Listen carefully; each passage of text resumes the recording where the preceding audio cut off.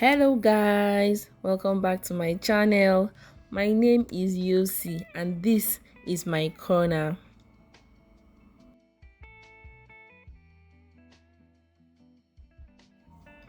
To my new subscribers, welcome on board, welcome to my corner. And to my returning subscribers, you guys mean the world to me. Thank you for always supporting me.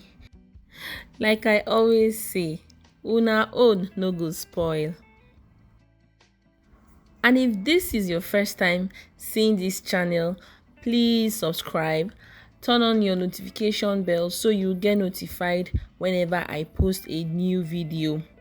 So in today's video, I'm going to be teaching you how to make masa. Masa is a very popular meal in northern Nigeria. I know it is popular in other parts of Africa, but in Nigeria where I'm from, masa is very popular in the north.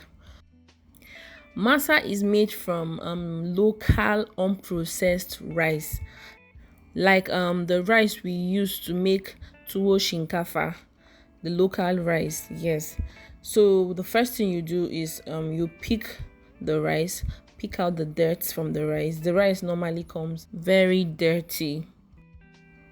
So after picking the rice, you soak the rice. I always love to wash the rice before soaking it. So you soak the rice for some hours, let's say 2 to 3 hours.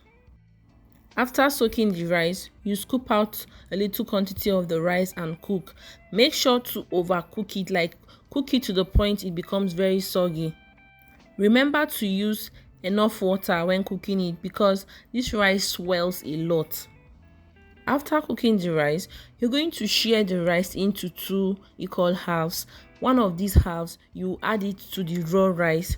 You go in with some onions and also yeast into the mixture of the raw rice, cooked rice, and onions. I don't know, just like this. So this needs to be blended. You can make use of your kitchen blender or take it to the industrial grinding machine or engine, like we popularly call it here in Nigeria. And as for the quantity used, I'm going to give you the exact measurement in the description box. So this is after blending the mixture, the rice mixture, the raw rice, cooked rice, my yeast and onions. This is what we are working with.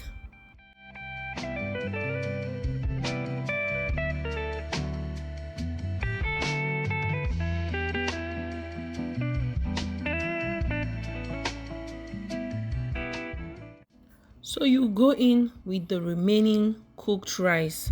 Remember that rice we shared into 2? Yeah, this is the point you're going to pour in the remaining cooked rice.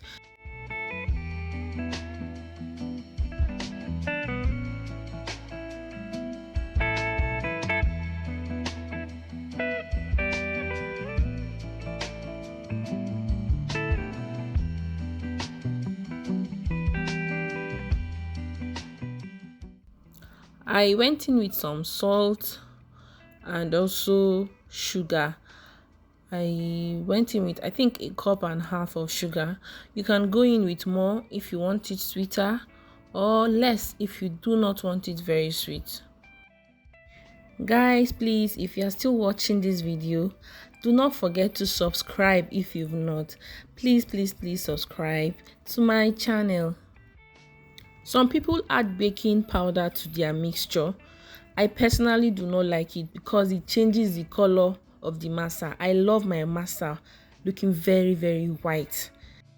I only shared my batter into 2 because I know the yeast might get active. I don't want it to spill.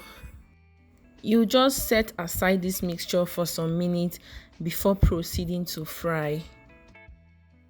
So this is where we normally fry our masa. It is called kasko in Hausa. I don't know what it is called in English, but we generally call it masa pan. Yeah, we have the local one and we have this non-stick one. This non-stick makes life very easy, believe me. If you know, you know. So the first thing you do is to grease your pan. You go in with any vegetable oil of choice. You grease the pan. Then when it gets hot, not so hot, yeah, you go in with the batter, just like you can see in this video.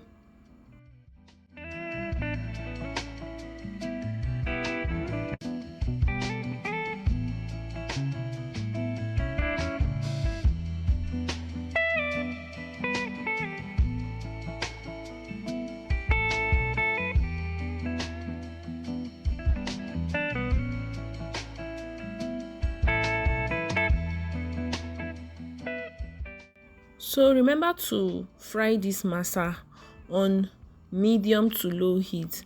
Do not fry it on high heat. If not, you'll be left with uncooked masa inside. Then the outer surface will be burnt. We don't want that. So just learn to be patient. You fry it on medium to low heat. You flip for multiple times to make sure it is well cooked on both sides. Then you take it out. This process should take you roughly 10 minutes or more if done correctly. I know that some of us will be thinking, that cooked rice inside will show, like it will make it taste somehow. But guys, you can see that rice it melted. That is why you should overcook the rice. Like, make sure your rice is soggy. Once it touches this pan, it will melt, it will dissolve. Masa is very delicious, believe me. It is very, very delicious. You can eat this masa with suya. Virtually every suya seller sells suya with masa. You can have that with your suya. You can also eat this masa with soups. You can eat this masa with sauces, stew, and even tea. Yeah, tea. But I enjoyed mine with pumpkin soup. Yes, I'm going to drop a video on how I made the pumpkin soup.